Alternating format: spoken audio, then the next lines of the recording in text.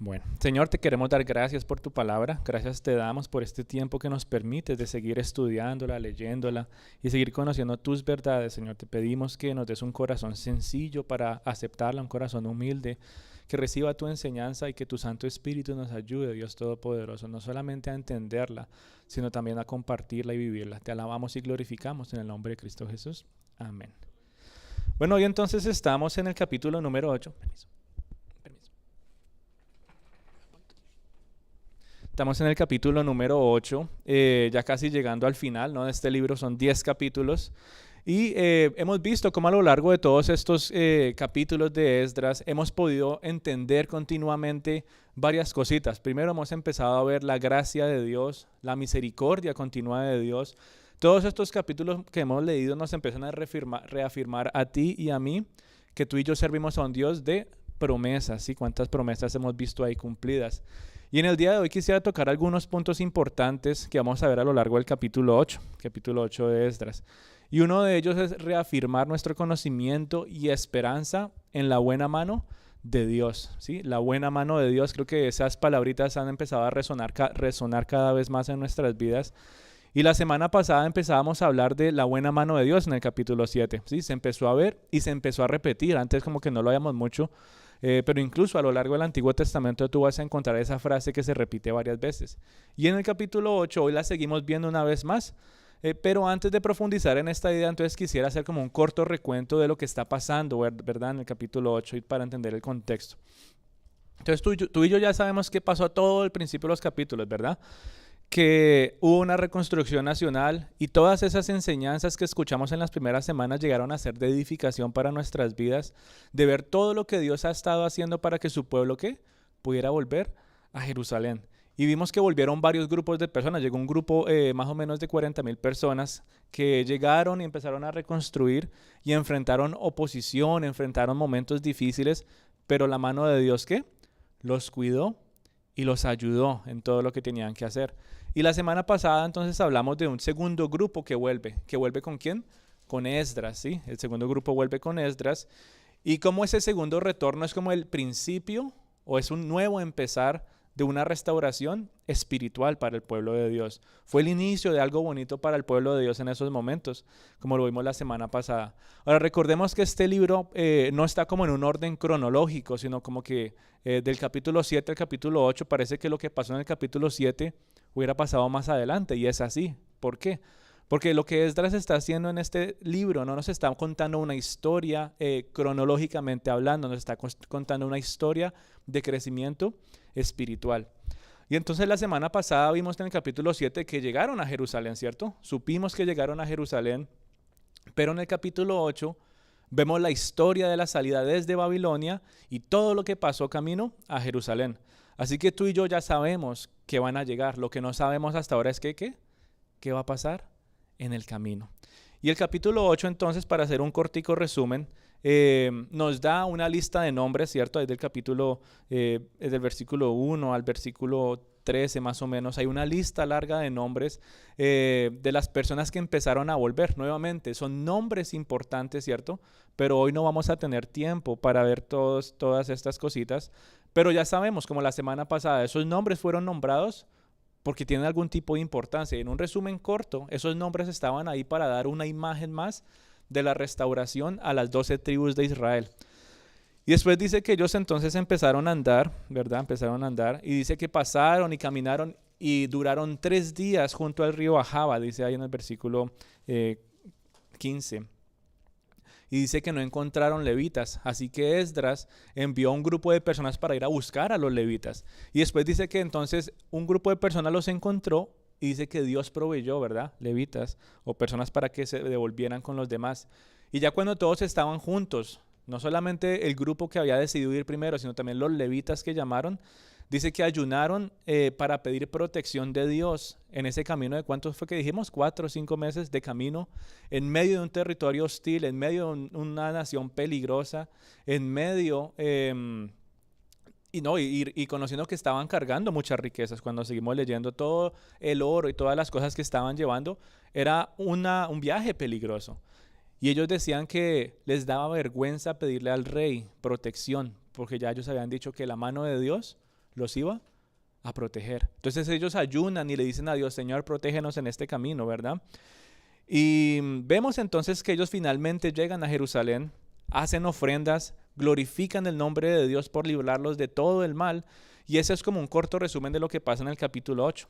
Pero quisiera entonces que volviéramos aquí al versículo 15. Quisiera que volviéramos al versículo 15, que es donde me gustaría centrarme en el día de hoy y empezar a ver algo muy importante. En el versículo 15 tú y yo vamos a empezar a ver la importancia de entender y enfrentar nuestras fallas, de reconocer que la razón por la que estamos en paz con Dios no es porque nunca fallamos, sino porque su misericordia se extiende en medio de todas nuestras fallas, en medio de nuestros tropiezos, cuando tú y yo lo buscamos. Por eso tú y yo necesitamos seguir entendiendo nuestra gran necesidad de un siervo que nunca le falla a Dios. Y solamente lo podemos encontrar en una persona que se llama ¿qué? Jesús. Jesús es quien nos da esperanza y nos lleva a experimentar la buena mano de Dios para bien. Es a través de Jesús que tú has experimentado la buena mano de Dios. Entonces, ¿qué dice el versículo 15? Dice, los reuní junto al río que viene de Jaba y acampamos allí 3 días y habiendo buscado entre el pueblo y entre los sacerdotes, no hallé allí de los hijos de Leví. Qué gran problema. No había ni siquiera un solo levita. En otras palabras, empezamos a ver que había como un problema primero de liderazgo, un problema de servicio y ante todo un problema de santidad. Y tú te estarás preguntando, y bueno, ¿y por qué es importante que los levitas estuvieran en este lugar? Y para eso necesitamos entender entonces quiénes eran los levitas y quiénes eran estos personajes que Esdras tuvo que detener su viaje completamente y decidir enviar un grupo de personas para que los buscaran. Y para ver eso entonces me gustaría que hiciéramos un ejercicio.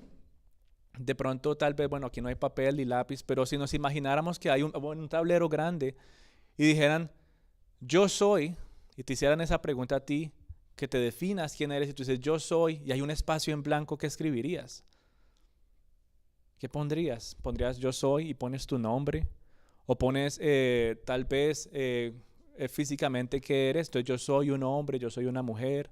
O tal vez lo que haces, yo soy un doctor, yo soy un arquitecto, yo soy un músico. O tal vez pones de dónde vienes. Yo soy de la familia esta o de la familia otra. O tal vez pones con quién estás. O yo soy el amigo de, ¿verdad? Yo soy el amigo de Di, por ejemplo. Yo soy el amigo de Milton, ¿sí? A veces uno entra a un sitio y se presenta de esa manera, como lo más familiar para nosotros. Ah, pues él me invitó, entonces yo digo que soy el amigo de él, ¿cierto? Más o menos así, imaginémonos esa pregunta. ¿Cómo te definirías? ¿Cómo te presentarías a ti mismo? Y muchas veces como que es una mezcla de todas esas, ¿cierto? Tal vez lo que soy, mi nombre, de dónde vengo y con quién estoy. Y es muchas veces una combinación de todas las anteriores. Ahora, si le hiciéramos la misma pregunta a los levitas, la respuesta sería muy compleja y no creo que haya sido exactamente así, pero sería algo más o menos como, yo soy un siervo de Dios que vive en santidad y guarda celosamente los principios del Señor. Si tú le preguntaras a un levita en esa época que se presentara, lo más probable es que te contestara de esa manera. Para quienes estamos en Cristo, encontramos que tenemos una familia espiritual que le da sentido a ese espacio en blanco, a la pregunta ¿cuál es tu o qué eres tú? Yo soy parte de la familia de Cristo, sí, yo soy cristiano. ¿Por qué? Porque Jesús fue el que me redimió, así que cuando Jesús te redime, tú puedes contestar de la misma manera. Soy un siervo de Dios que vive en santidad y guarda celosamente los principios del Señor. ¿Por qué? Porque Jesús me redimió, porque Jesús me lleva a servir en el reino de Dios. Y así como los levitas fueron llamados a servir específicamente en el templo, en la casa del Señor, tú y yo somos llamados a ser siervos de Cristo, quien nos ha dado a nosotros la iglesia y a servir en este mundo. Por eso entonces entender la historia y conocer la historia de los levitas no es solamente conocerlo para saber qué pasó en Esdras capítulo 8 o en otras partes del Antiguo Testamento.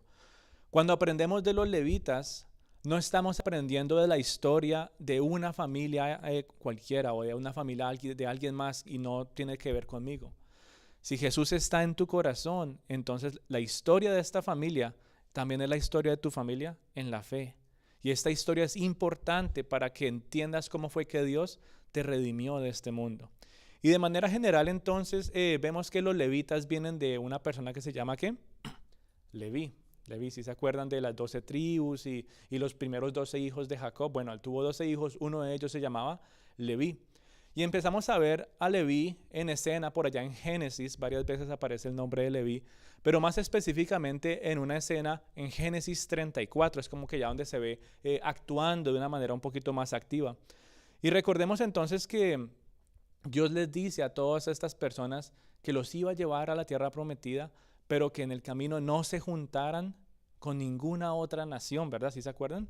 Génesis 34 entonces nos cuenta a nosotros una historia muy curiosa que nos permite ver un poco más acerca de quién era Leví y lo que vendría a ser también, no solamente de él, sino de toda su descendencia, que eran ¿quiénes?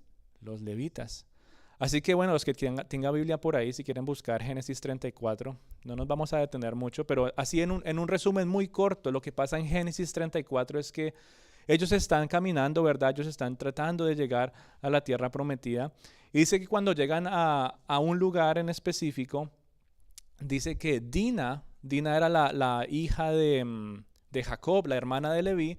Dice que ella fue violada por un hombre de uno de estos pueblos paganos. Pero dice que resulta que este hombre, después de violarla, se enamora de ella y va y busca a Jacob, al papá, y le dicen: mire, lo que pasa es que yo violé a su hija, pero me enamoré de ella. ¿Será que me puedo casar con ella? ¿Y por qué más bien mejor no hacemos paz entre los pueblos para que estemos todos tranquilos? Curiosamente, Jacob como que le suena la idea y él como que está de acuerdo con este trato. Pero su hijo Leví y Simeón, a ellos no les gusta esa idea. Primero, porque estaban abusando de su hermana, ¿verdad? Fue tratada de esta manera. Y segundo, porque había un principio que Dios ya les había dicho, que era que no se juntarán con ninguna otra nación o ningún otro pueblo. Entonces ellos hacen, ellos hacen un plan, ¿verdad? Y les dicen: ok, bueno, si se quieren casar y todo eso, entonces, y si quieren tomar de las hijas o las mujeres del pueblo de Dios, está bien. Lo único que tienen que hacer es circuncidarse. Y el primero que lo hace, ¿quién era? Este hombre que violó a Dina. Dice: no, yo estoy enamorado de ella, yo lo voy a hacer. Y él se circuncida, y todos los hombres de este pueblo hacen lo mismo, porque están tratando, por decirlo así, de hacer un trato con los hijos de Jacob. Y todos estos hombres entonces lo hacen, y cuenta la Biblia que ellos, mientras están todos adoloridos, ¿verdad?, recuperándose, Leví y su hermano fueron y acabaron a cada uno de ellos a filo de espada. Aunque hubiera sido, hubiera podido haber sido de otra manera, encontrado una solución, ¿verdad? El fondo de esta historia nos cuenta que ellos estaban siendo celosos con el principio que Dios les había dado de no ¿qué? Juntarse con otras naciones. Y después, más adelante, vuelve a aparecer Leví en el capítulo 49 de Génesis. Ya casi al final de este libro vemos que Jacob está a punto de morir. Sí, él está a punto de morir, y él reúne a todos sus hijos, a los 12 hijos, y empieza a hablarle a cada uno de ellos de lo que sería, ¿verdad? En la vida de cada uno de ellos. Y cuando llegamos al capítulo 49 de Génesis, vemos que él está hablando a Leví y le dice a él específicamente: muchos hablaba de bendiciones, de muchos hablaba bien, pero de Leví dice: armas de iniquidad son sus armas, en su consejo no entre mi alma, ni mi espíritu se junte en su compañía, porque en su furor mataron hombres, maldito su furor y su ira que fue dura. Así que tú y yo entonces vemos que los levitas como que vienen de una descendencia un poquito violenta, ¿sí o no? Nos empieza a hablar, son violentos, claro. La pregunta es: ¿cómo es que llegaron a ser personas tan importantes y tan necesitadas en el área espiritual del pueblo de Dios? Si hemos visto que son personas violentas y sanguinarias de esta manera, aunque celosas de los principios de Dios, ¿cómo llegaron a ser personas importantes y necesitadas a tal punto que Esdras hubiera tenido que detener el viaje para que los levitas vinieran con él? ¿Qué es tan especial que necesitó enviar a un grupo de personas para que los buscaran? Y la respuesta está en la Biblia. ¿Sí se acuerdan cuando Moisés? Bueno, vamos a hacer un poquito más de recuento. Toca que me tengan un poquito de paciencia para que entendamos cómo pasó todo esto. Si se acuerdan, por allá en Éxodo 12, 11, cuando estaban todavía en Egipto, ¿verdad? Y llegaron las 10 plagas, ¿sí se acuerdan? ¿Y qué pasó con la última plaga? Que todos los primogénitos iban a morir. Y ellos tenían que entonces sacrificar un cordero y poner sangre en el borde de las puertas, y los primogénitos del pueblo de Dios iban a salvarse, ¿sí se acuerdan? Ellos después salen de Egipto Y Dios les dice por allá en Éxodo 12:11 que como Él hizo eso por ellos, para que ellos recordaran que fueron liberados de Egipto, ellos entonces necesitaban ofrecer su primogénito, entregarlo a Dios, entregarlo en santidad y consagrarlo para Dios. Necesitaba ser el primogénito, se le entrega a Dios, ¿verdad? Pero Dios entonces les dice que solamente los primogénitos de todos los animales van a ser sacrificados, pero los primogénitos del hombre y el primogénito del burro, esos dos, dice, van a sacrificar un cordero para que ese primogénito sea redimido, para que ese primogénito se salve, por decirlo así. ¿Por qué? Porque el hombre tiene pecado en su corazón. Y si Dios estaba buscando a un primogénito, ¿verdad? Que fuera entregado en santidad y que fuera entregado, ¿qué? Consagrado al servicio de Dios, iba a llegar con un corazón sucio, un corazón imperfecto. Tú y yo ya hemos escuchado una y otra vez que hay pecado en nuestro corazón desde que nacimos. Así que si ellos ofrecían a su primogénito, dice la Biblia, que si no era perfecto, tenían que romperle el cuello.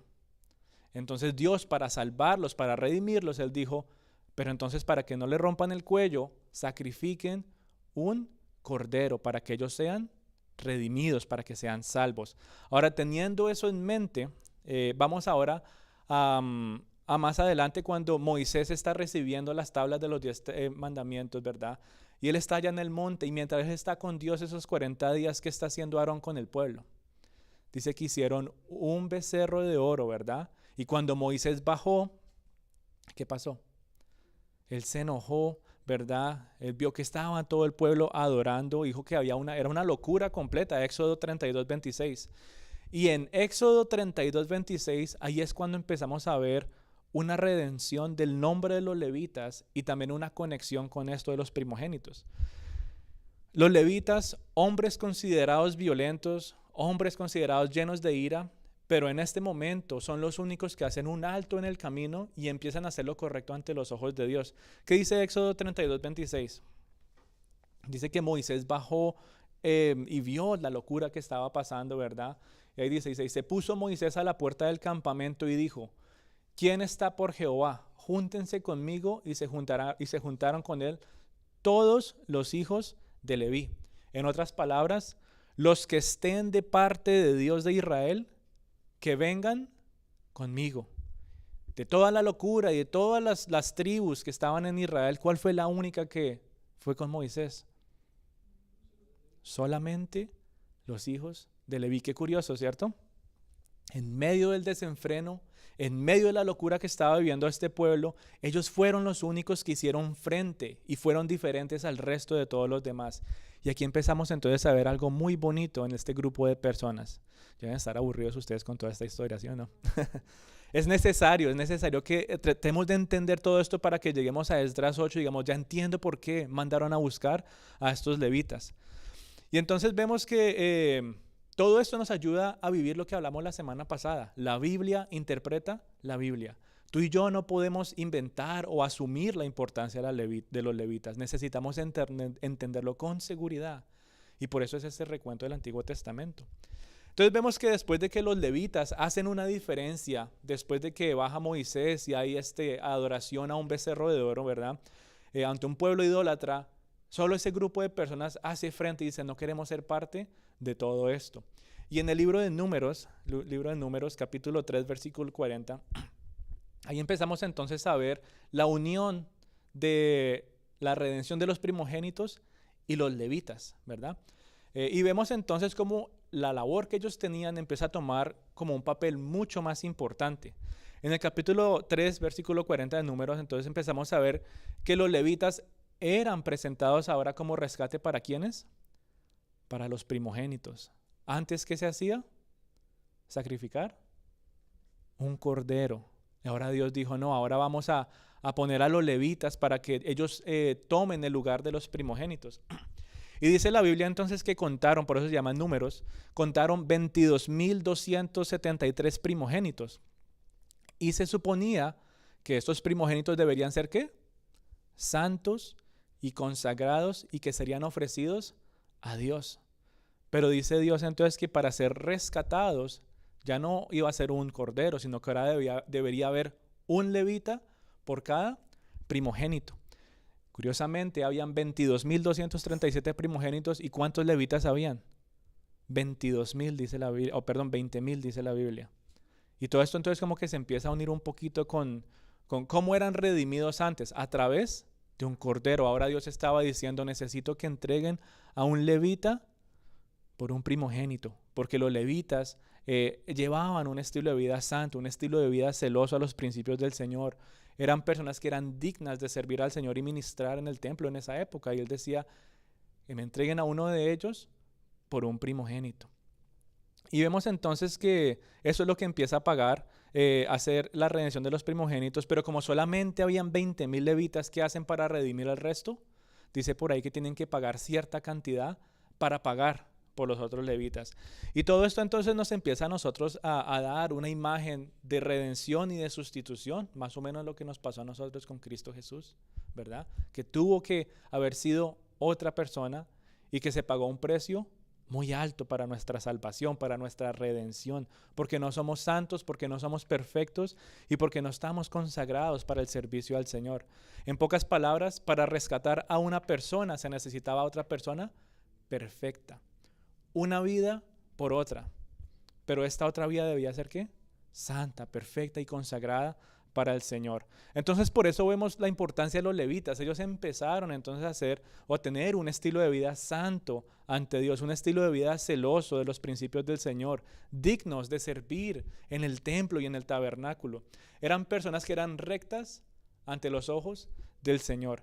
Y todo eso nos empieza entonces a nosotros a dar una imagen muy bonita, muy maravillosa de la redención, del rescate que tú y yo encontramos en Jesús. Nosotros nuevamente no somos santos y consagrados, no somos dispuestos al servicio y todas estas cosas, pero Jesús sí. Y Él tomó nuestro lugar, Él nos redimió. Antes se necesitaban miles de levitas o miles de personas para encontrar rescate de todas las personas. Imagínense ustedes, 22.000 personas. Y habían más primogénitos. Imagínense la cantidad de gente, uno por uno. En Cristo Jesús, una sola persona, una vida perfecta, fue lo único necesario para el rescate, no solamente de 22.000, sino de ¿cuántos? De toda la humanidad, por todos los tiempos.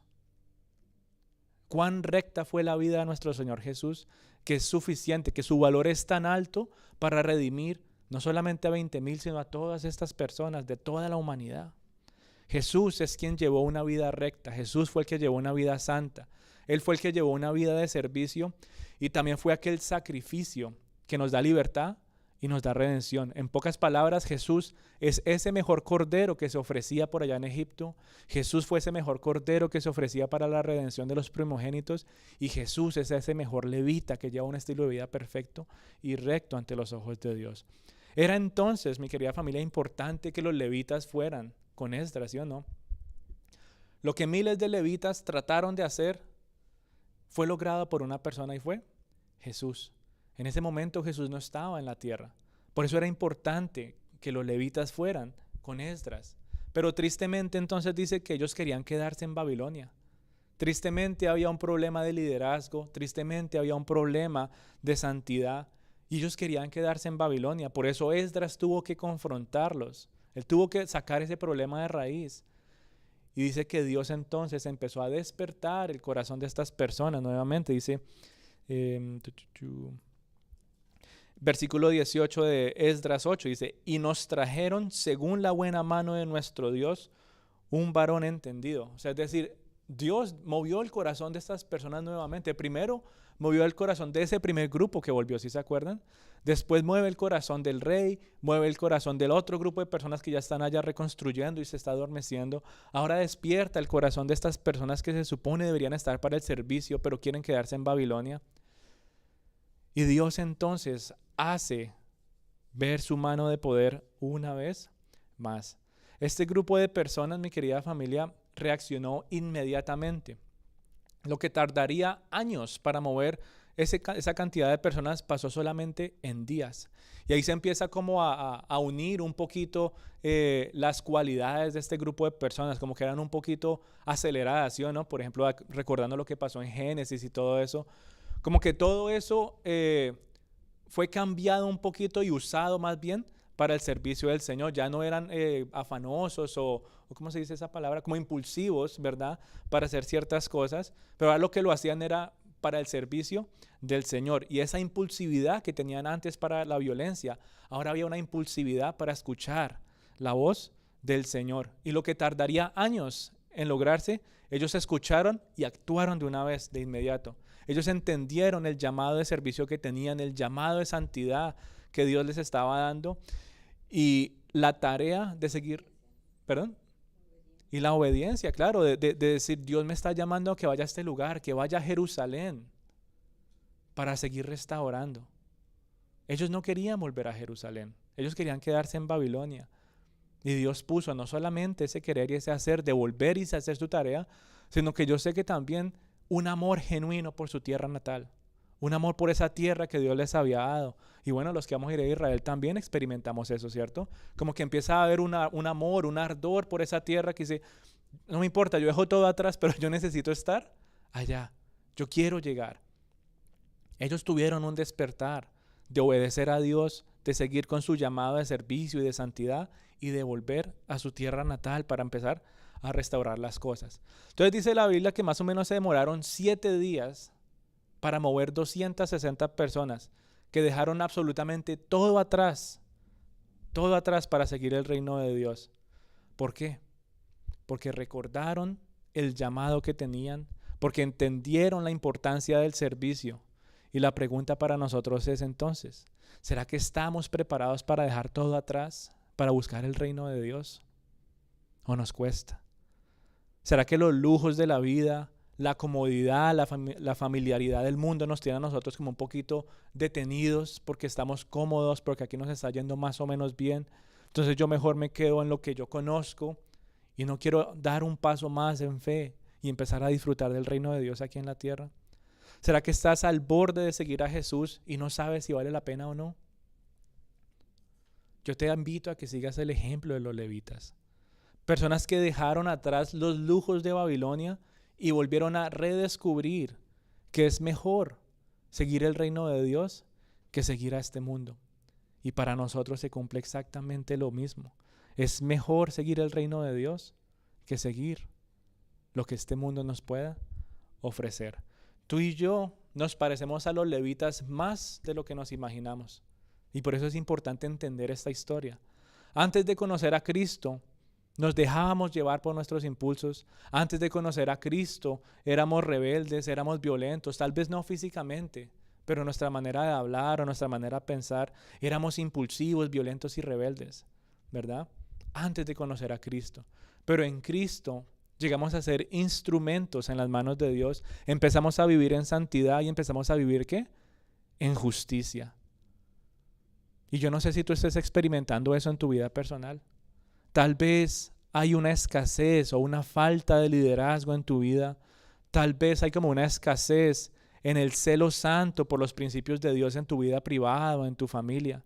Pero necesitamos un despertar que solamente Dios puede hacer posible cuando tú y yo entendemos la importancia de estos principios.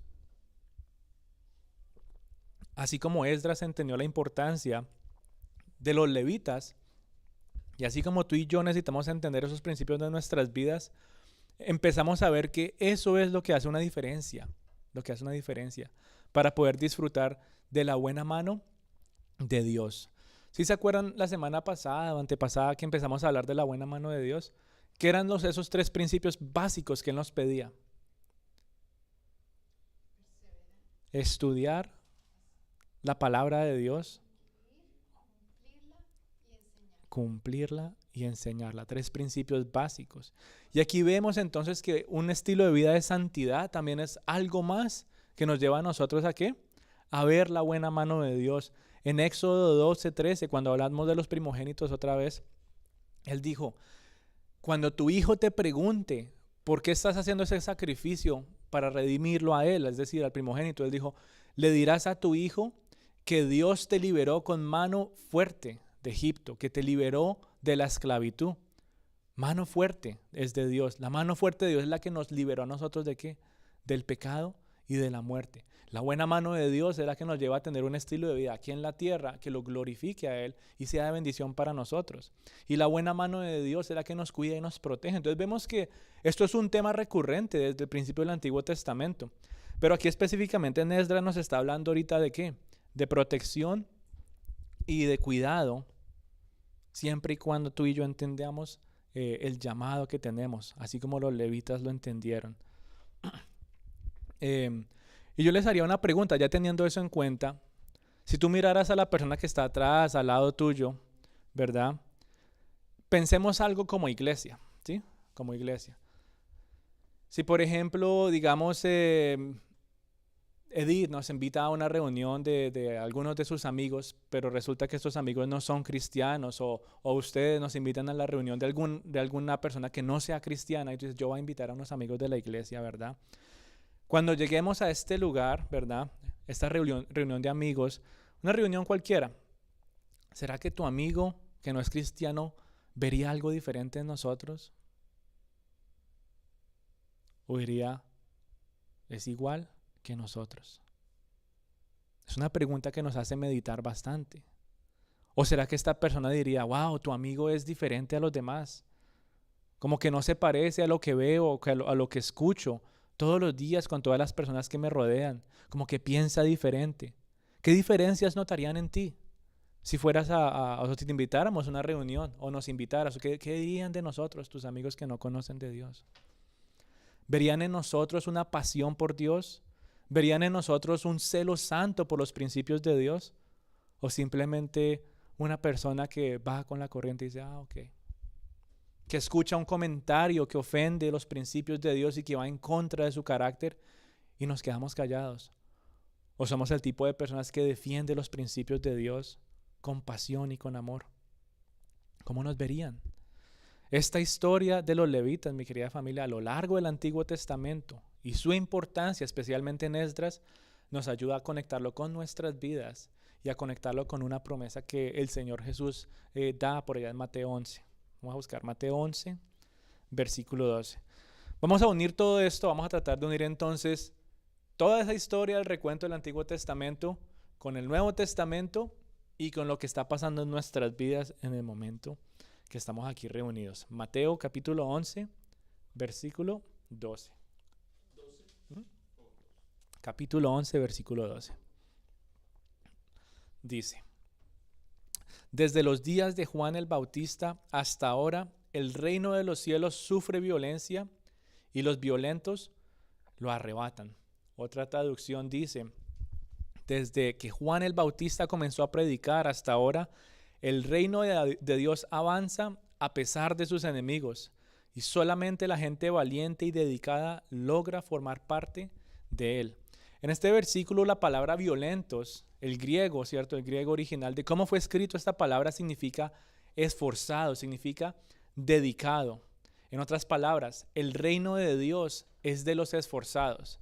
El reino de Dios es de los dedicados a vivir en santidad. El reino de Dios es de los esforzados y dedicados en vivir en santidad y justicia. Es en los que están dedicados en vivir, esforzados valientemente en el servicio y en el liderazgo, no solamente en la iglesia, sino en las familias.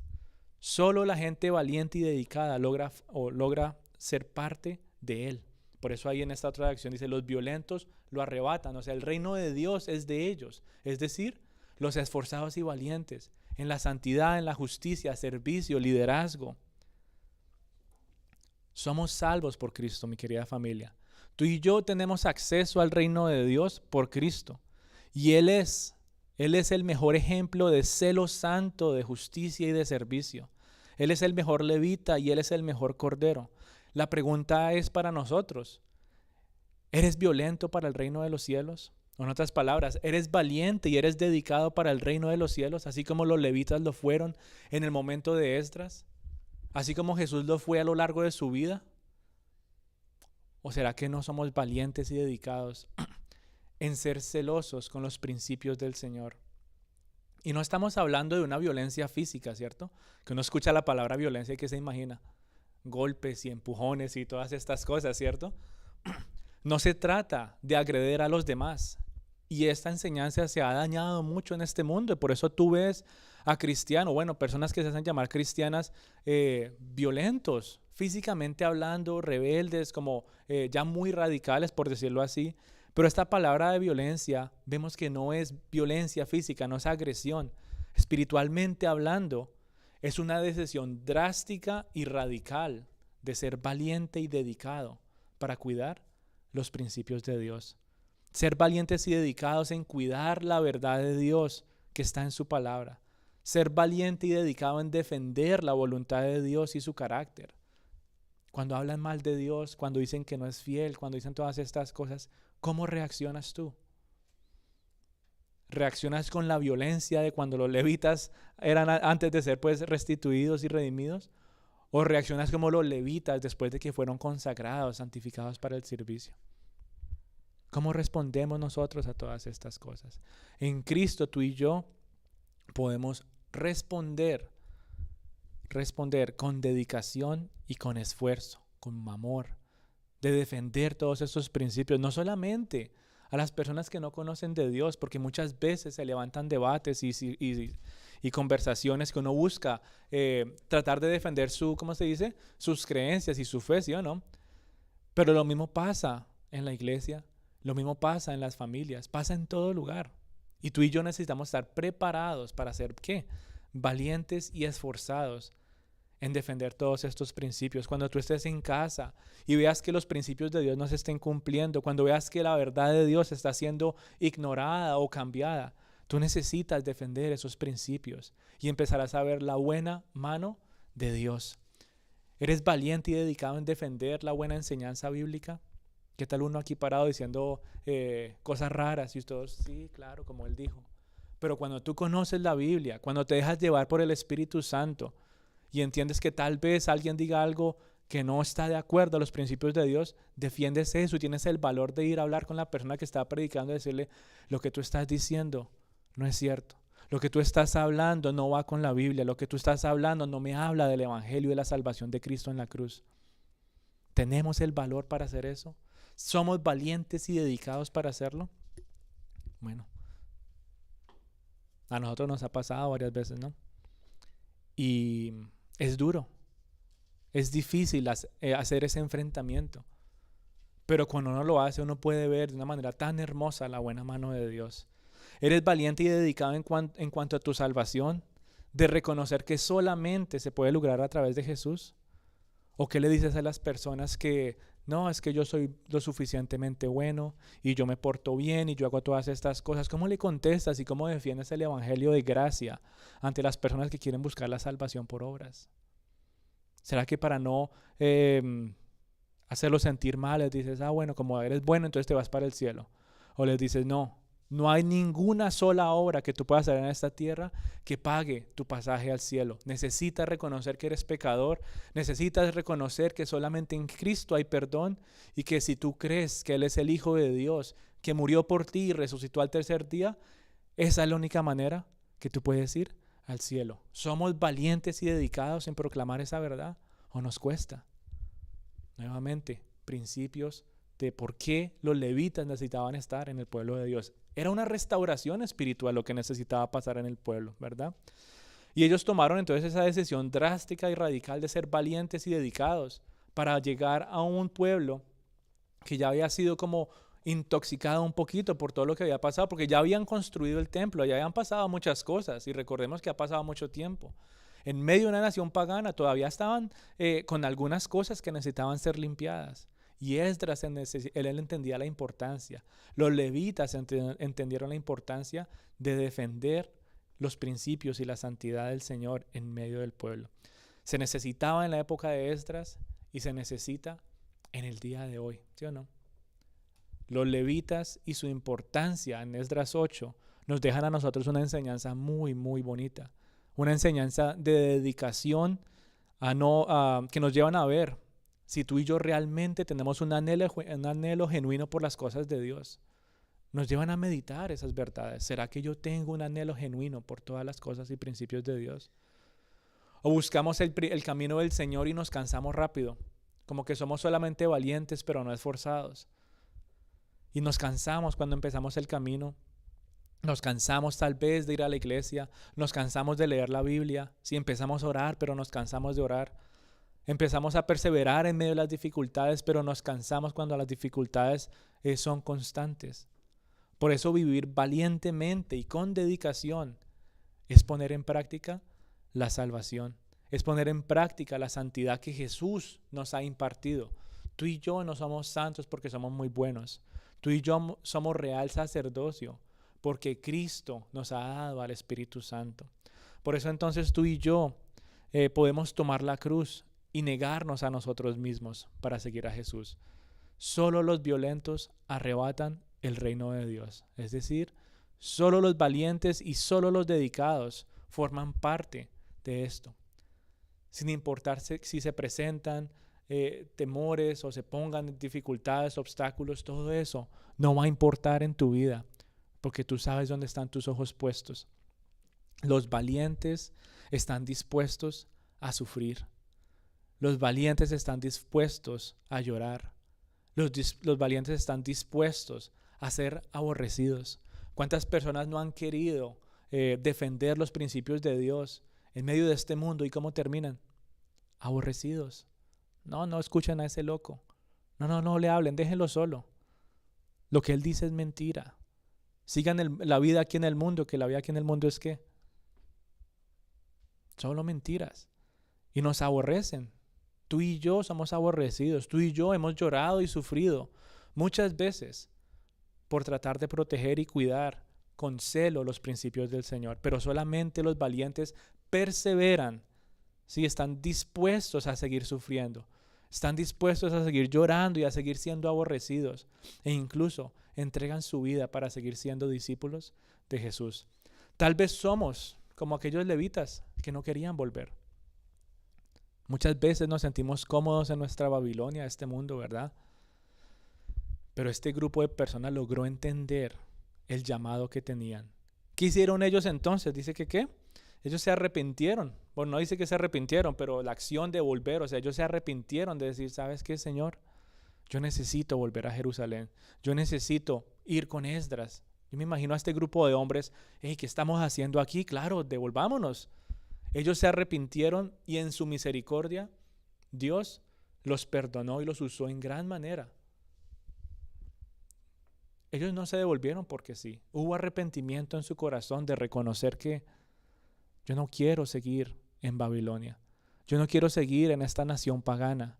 Yo necesito volver a los principios del Señor. Señor, perdóname porque lo he estado ignorando y porque me has estado llamando y hasta el día de hoy no te quería escuchar. Y piden perdón. Y en su misericordia entonces el Señor, ¿qué? Les permite volver a Jerusalén. Tal vez estamos alejados de Dios. Tal vez no tenemos ese mismo celo santo del principio. Así se acuerdan del primer amor, cuando uno apenas conoce de Cristo y uno está todo emocionado y Señor Jesús esto y Señor Jesús lo otro y quiere estar hablándole a todo el mundo de Jesús, y con el pasar del tiempo como que se empieza a enfriar un poquito el corazón.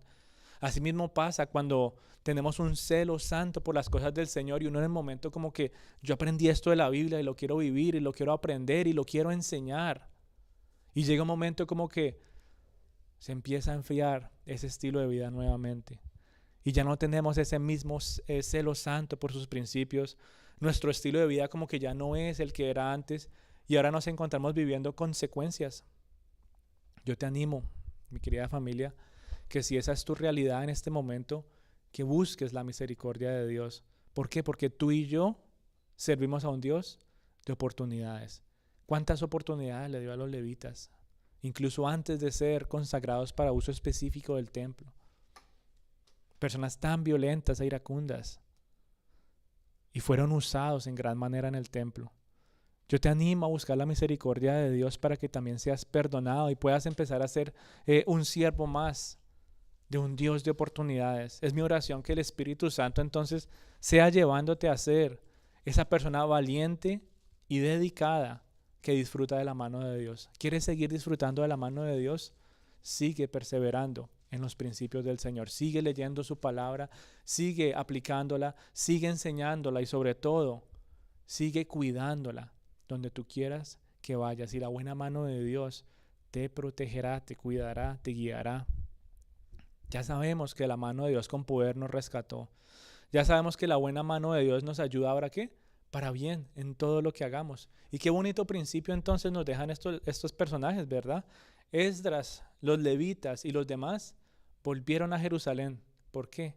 Porque fueron valientes y dedicados y fueron usados para seguir restaurando el pueblo. Asimismo, entonces, que nuestra vida y que nuestras familias también sean restauradas y podamos seguir entonces, seguir usando esos mismos principios. Esos mismos principios no van a cambiar. Son los mismos de ayer, hoy y siempre. Y con esos mismos principios entonces podamos disfrutar de la mano de Dios para que se siga manifestando en nuestras vidas. En cosas tal vez como comentaban en los testimonios, que tal vez para los demás no sea algo como que, wow, pero para mí tiene importancia. Yo sé lo que el Señor hizo y yo vi la manifestación de su mano en mi vida en esta situación. Aunque muchos no lo entiendan, cuando tú lo entiendes y lo vives, ahí es cuando realmente empiezas a apreciar más todos estos principios en tu vida. Así que entonces sigamos confiando en el Señor. No pudimos terminar todo el capítulo 8, pero bueno, de pronto la otra semana. Pero nos deja una linda enseñanza, un lindo estilo de vida, ¿verdad? Qué bonito estilo de vida el de estos personajes que tú y yo también estamos llamados a vivir gracias a Cristo. En nuestras propias fuerzas no lo logramos hacer, pero en Cristo Jesús sí podemos vivir de esa manera. Qué bonito entonces que cuando en tu trabajo o en tu familia o cualquier otra situación que estés viviendo necesiten a alguien que sea un líder espiritual, digan, no, un momentico, no podemos irnos a ningún lado porque tal persona no ha llegado. Que esa persona seas tú. No tiene que ser el que esté aquí de pie compartiendo todos los domingos. Tú también tienes esa autoridad y tú también tienes la oportunidad de ser usado como ese instrumento en tu hogar, en tu círculo familiar y en tu círculo de amigos. Que digan, no, vamos a esperar a que llegue esta persona. Y que la mano de Dios se manifieste no solamente en ti, sino en todas estas personas. Es un bonito principio, ¿no?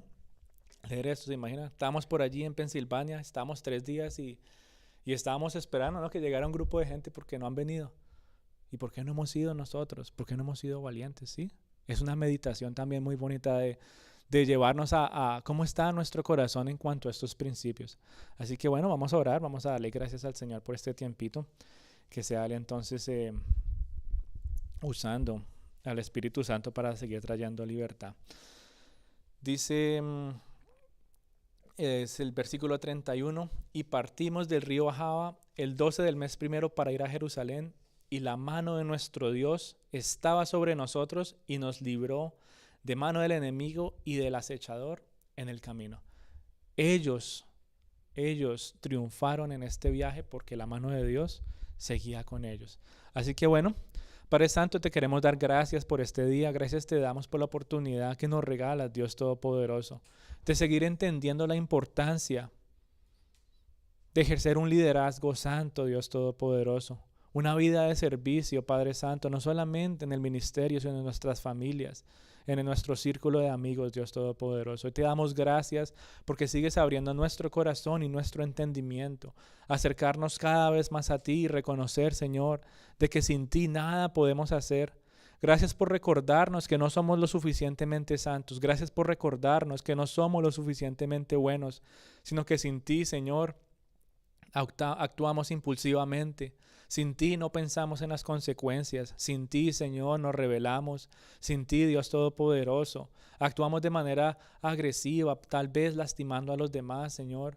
Pero en ti podemos cambiar todas estas cosas, Señor, y ser buenos siervos fieles, Dios Todopoderoso. Yo te pido por cada hijito que tú tienes en este lugar, todos los que estamos aquí reunidos, Señor, que seas tú avivando nuestro espíritu y nos lleves a ser esos siervos valientes y esforzados, esos siervos, Señor, que quieran, Dios Todopoderoso, seguir siendo celosos de tus principios, Ayúdanos, Señor, a cuidar, Padre Santo, de tus principios en nuestro hogar, que nuestros hijos, Padre Santo, puedan seguir reconociendo de que tú eres bueno, santo y maravilloso. Que así como en Éxodo, Señor, cuando ellos pregunten a sus padres, que sus padres tengan la sabiduría de contestar.